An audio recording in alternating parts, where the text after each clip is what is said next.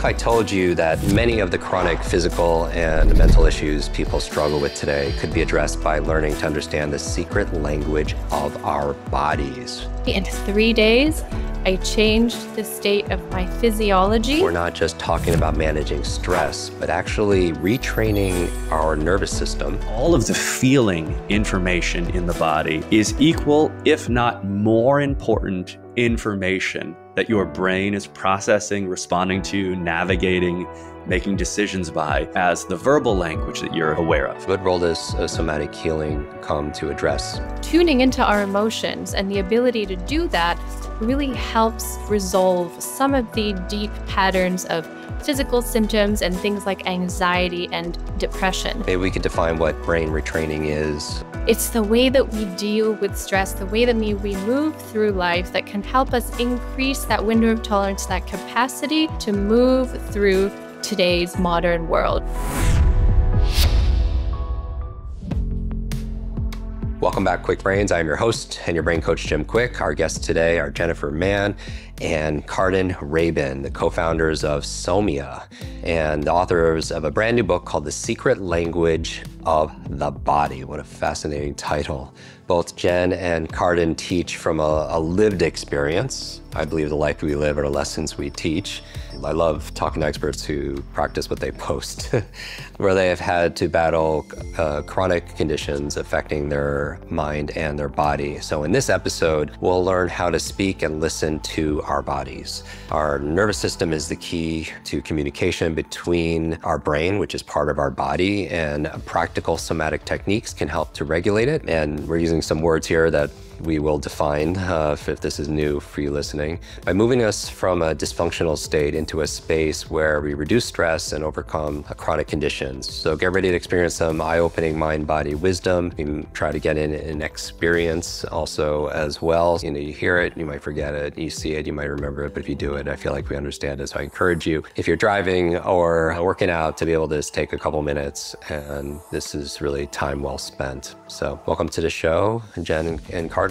Thank you for having us, Jim. Thanks for having us, Jim. Yeah, I know we could talk for hours, and I'd encourage people to get a copy of your brand new book. We'll put it in the show notes, jimkwik.com/notes. So when we're talking in our show a more cognitive approach, top-bottom, but there's this also an amazing way of creating transformation, a more bottom-up, a somatic approach. And somatic healing has become fairly popular in recent years. I think a lot of our listeners are pretty sophisticated, probably been hearing about it. I'm not sure how many people have delved deeper into it, but I'm sure people would appreciate maybe if you could give them a short intro about what it is, what are these techniques, this philosophy, and who could benefit the most from this form? Yeah, I'd be happy to do that. So who could benefit for the most is anyone with a brain and a body. I think they would all be candidates for the somatic work.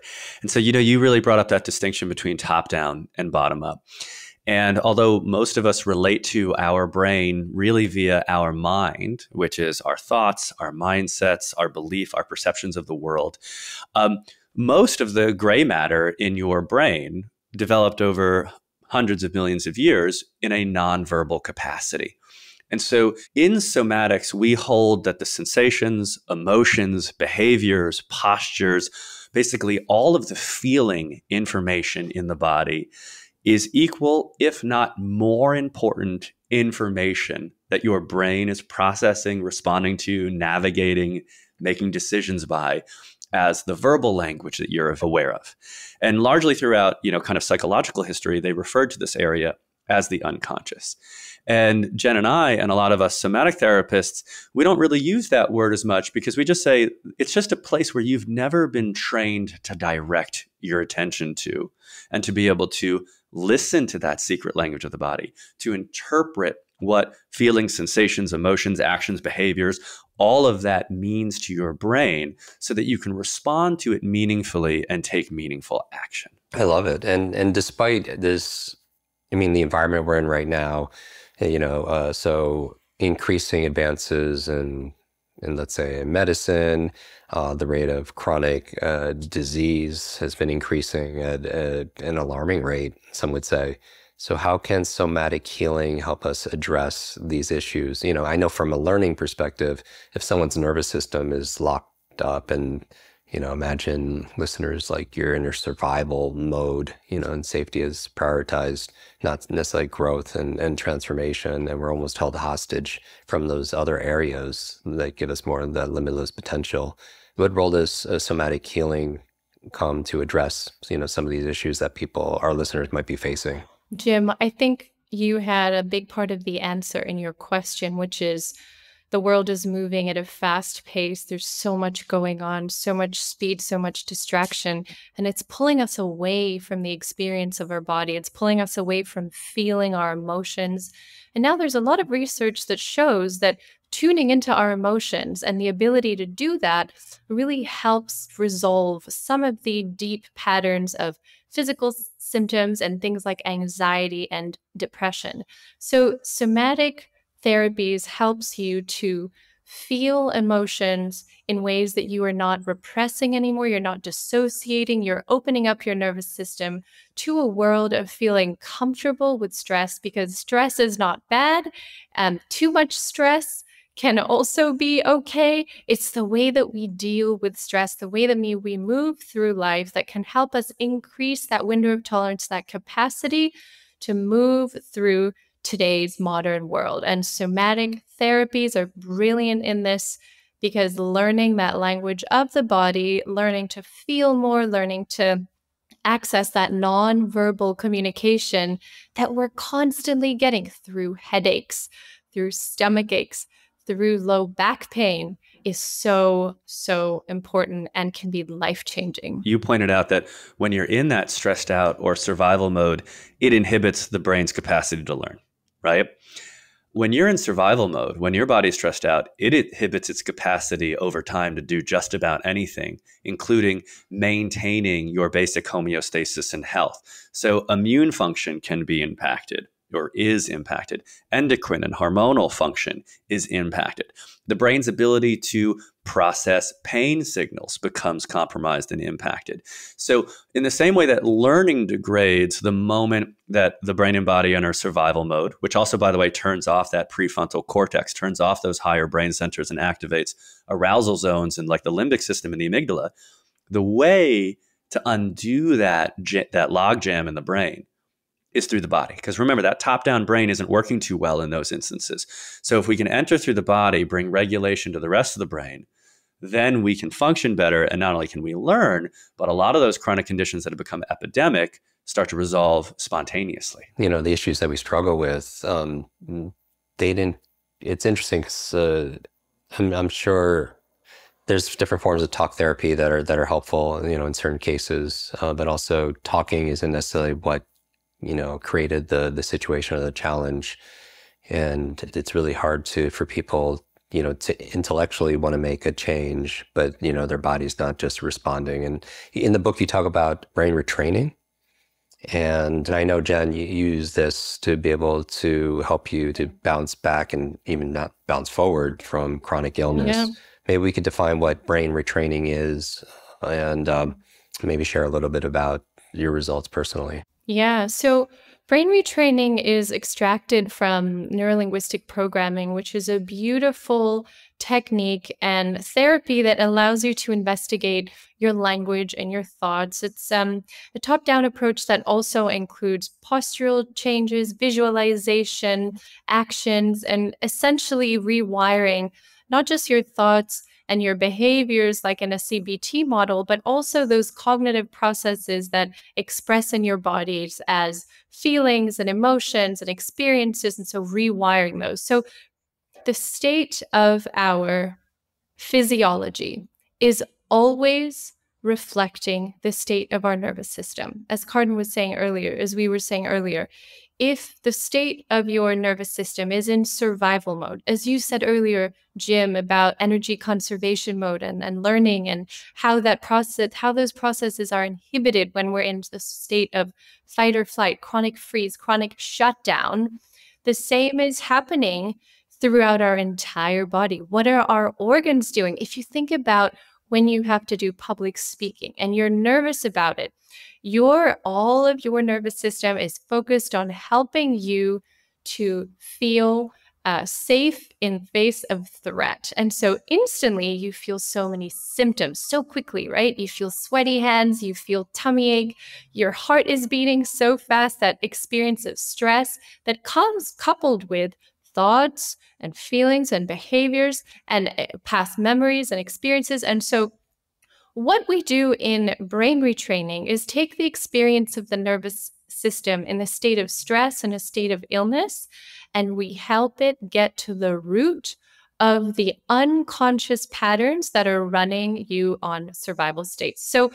we get sick and stuck, not because of what we know, but because of what we don't know. Not because of what we feel, but because of what we're not feeling. So brain retraining helps you get to the bottom of that. And then through thoughts, visualization, and physical movement and posture changes, gives your brain a new perception of itself and allows your physiology to go from a state of survival mode, energy conservation mode, shut down, fight or flight, to a state of safety, soothing. And Jim, when I tell you that I went from being a high-achieving perfectionist, seeing clients before and after school, I went back to school as an adult, which is why you, Jim, taught me to read faster because of some of timed exams that I had. And I was like, I can't read all this medical stuff in 3 minutes. That's crazy. But that time was so stressful for me. And my body already from a young age showed so much stress I had a bad stutter. I used to have panic attacks. And so my body was already hosting all of this stress. And when I went back to university, everything magnified. So I went from being, I would say, high functioning anxiety to what I thought overnight completely bedridden with 30 plus symptoms. Wow. And the overnight started in my childhood. This is so important for people to understand, that when we experience something in our bodies, it began so much earlier than we think. Our body is so smart, and it has all these systems of remembering patterns, recognizing these habits that have been familiar for so long. So why change them, even if they're unhealthy, even if they're unhelpful, even if they create traumatic experiences on our body? So when I completely experienced this chronic illness crash, coming from a medical degree in physiotherapy, that's where I went first to get answers. Help me get back on my feet. But I saw so many specialists, and everyone, PhD neurologists, the best in the country in the UK, scientists, immunologists that had written famous papers, and everyone was telling me, we don't know why, we don't know how, we don't know for how long. And there was no answer. And a lot of the prognosis was, it's going to take a long time, you might not ever recover. So I was bedbound for 1.5 years, Jim, and then I found brain retraining. And in 3 days, remember what I was saying, that the state of your nervous system is reflected in your physiology? In 3 days, I changed the state of my physiology. And I learned over the course of the next few weeks and months, through neuroplasticity and those kind of beautiful ways in which the brain changes itself to switch off immune responses, fevers, achy lungs, pain flares in under 5 minutes. And all through this process of rewiring thoughts, visualization, creating a state in the body that was so positive that every cell of my body was bathed in it. And then my brain hooking onto that and being like, oh, this is good. This feels good. And we know that through novelty, repetition, and practice, our brain finally begins to choose new pathways. And that showed in my recovery so quickly. Outstanding. It is a testament to our limitless potential, our physiology. It's like it doesn't really come with an owner's manual, not always user friendly. And I like where this conversation is. So we're thinking about the elements, awareness to agency. It's a reminder that we don't have to be the passenger of our nervous system. We could also direct it and be the pilot. Maybe I know our community is probably really interested in, as you're talking about visualization and breathing, getting in your body. Maybe we could give people a little bit of a short exercise, maybe compressed to maybe a couple minutes, so that they could experience it and get a little bit deeper sense from what you're describing. Absolutely. I almost think Jen and I might wingman this, because I think I'm going to invite us into receiving some of those messages from the body and really getting a sense of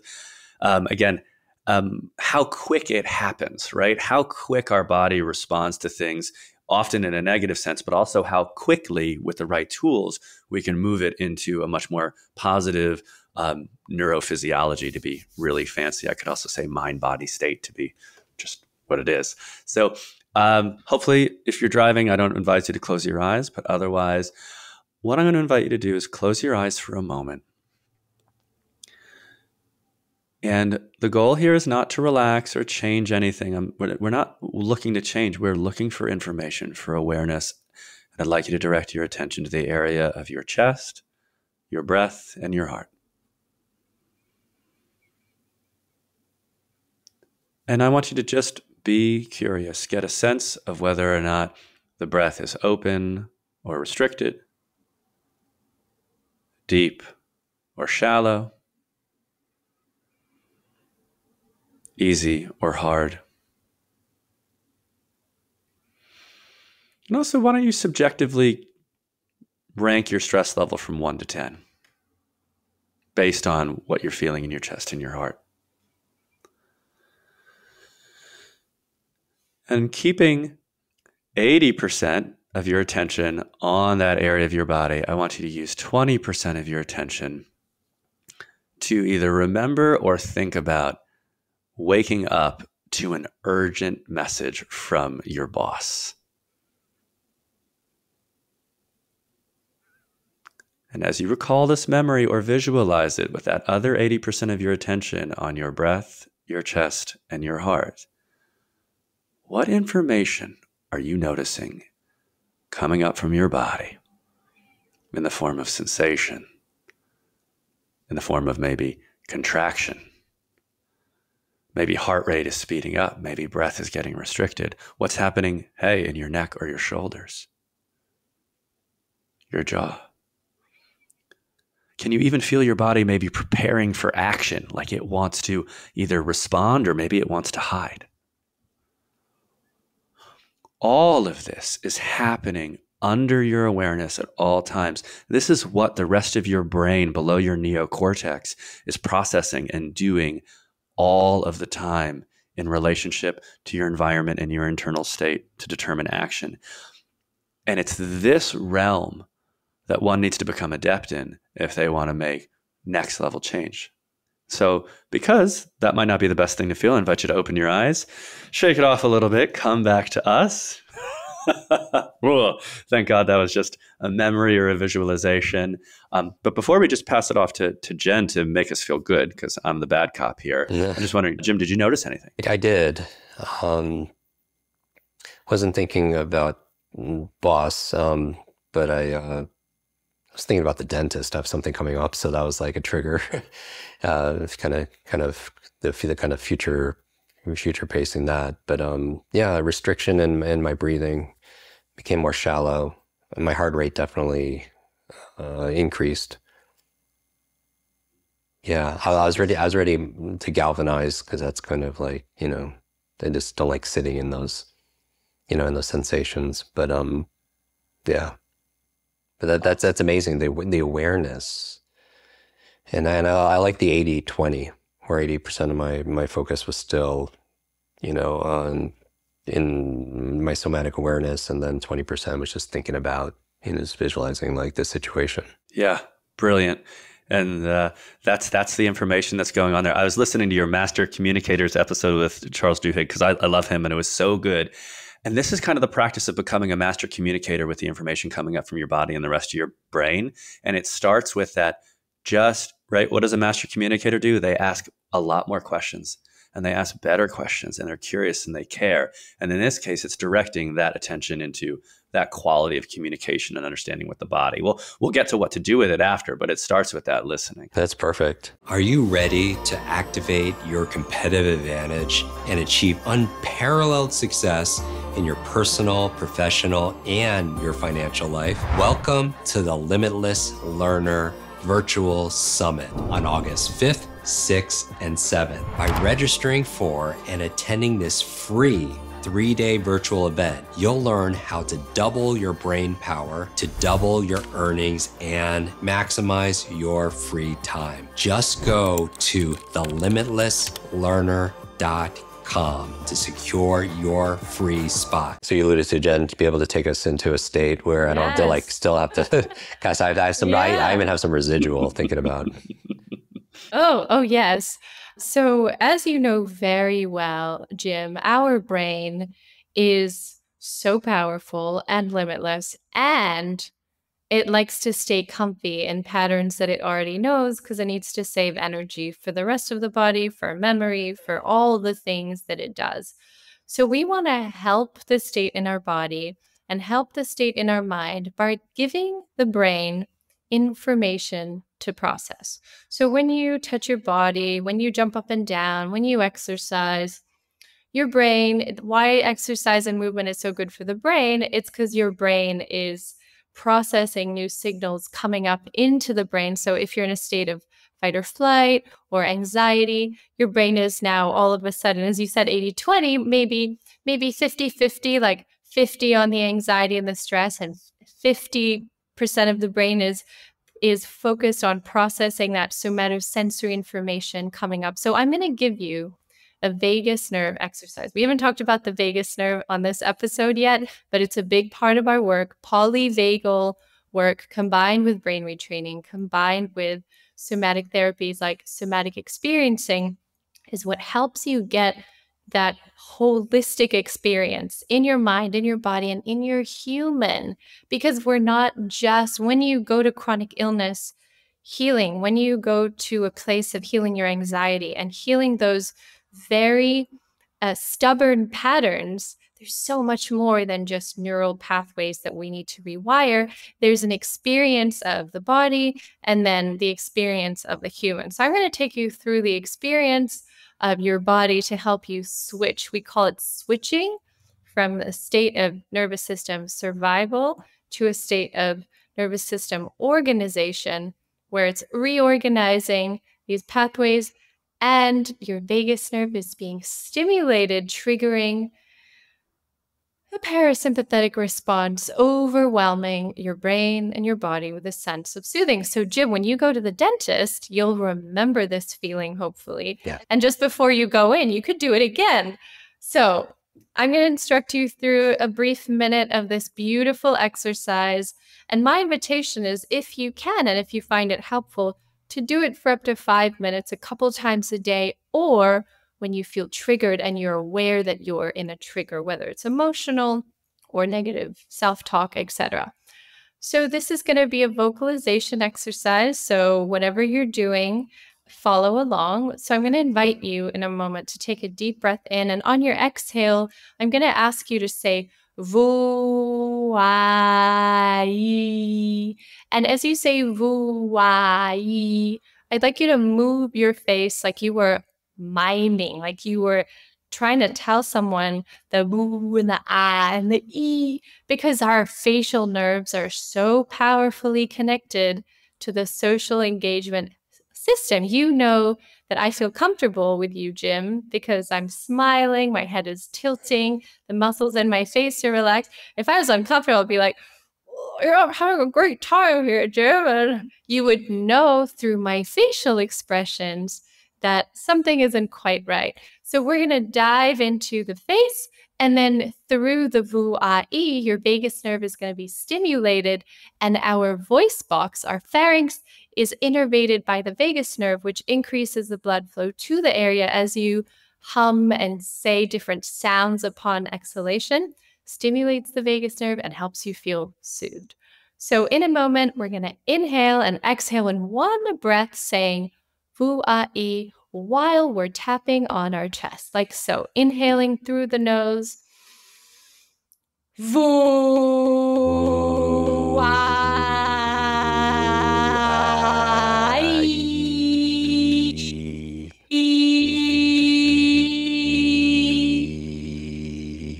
And resting for a moment. Feeling the vibration moving through your chest, through your face, down the back of your spine, down your arms. We're going to do this again. Inhaling through your nose.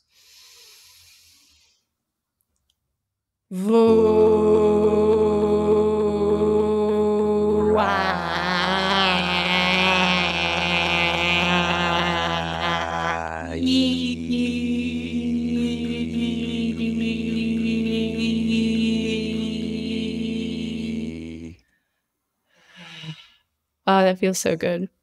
Feeling a sense of vibration and soothing, a wave moving down your body. If you're standing up, Jim, you'll feel it even more because that vibration gets a chance to move all the way down to your feet. So I'm going to invite you to do it one more time. And then for anyone who's listening, the invitation is up to 5 minutes. Keep doing this Vu-A-E practice. So inhaling through the nose.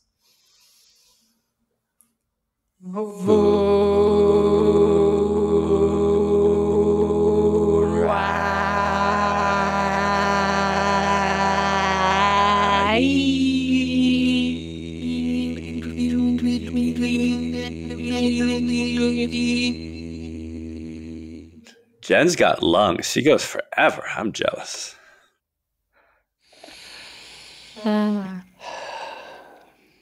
Yes, I love that sigh. Anyone who took that beautiful sigh that Jim just took, or a yawn, that is your parasympathetic nervous system saying, yes, I needed this. Thank you so much. Thank you. Yeah, I hope you all enjoyed that. What a wonderful exercise and experience to be able to access, even harness the positive nervous system states. And what I love about this is it doesn't take a lot of time. It doesn't take any money. It just takes time for, ourselves, which I think is like the most important time well spent.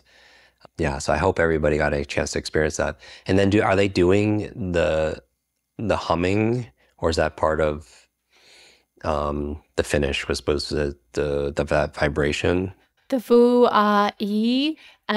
Yeah, so the reason why we move our face, aside from stimulating the muscles in our face, which are triggering that social engagement, is also to change the shape of our voice box that massages the vagus nerve in a different way. So when we say different sounds, the shape inside, the way that our vocal cords are contracting changes, and that massages and stimulates the vagus nerve in a way that helps to stimulate the parasympathetic response.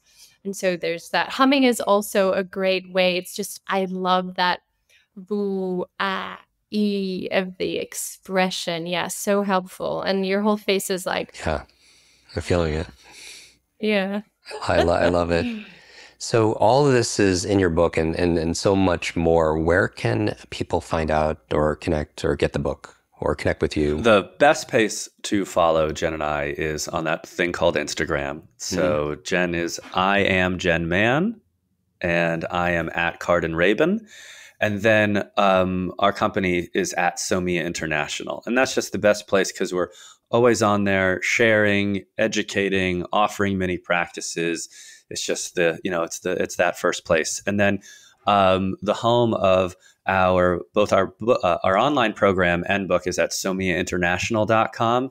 Okay. So in addition to the book, for people who want to go in even deeper, for people that are struggling with chronic illness, who really want to profoundly get trained in more of that brain retraining that Jen described so well, that's our HEAL program. And then the books, The Secret Language of the Body, is available anywhere books are sold in audio format, read by Jen and I. So hopefully you like the baritone and the soprano, in which case you do get us there. And the audio book, because our book is really just filled with practices, it's just really meant to be an actionable manual.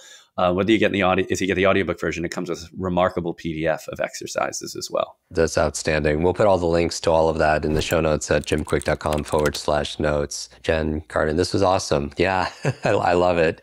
Thank you. Thank you both for leading us through that, also those quick practices. I hope this gave our listeners, our viewers, inspiration to learn to speak the language of our bodies and to start really looking into utilizing somatic techniques to retrain their brains, their nervous system out of the, patterns that might not be the most empowering and useful. And is a reminder that we have so much more power than we realize to be able to self-regulate, to be able to reduce chronic stress, overcome chronic conditions, and unlock new levels of human potential. Because I feel like we're all on this path to reveal and realize our fullest potential. So thank you both.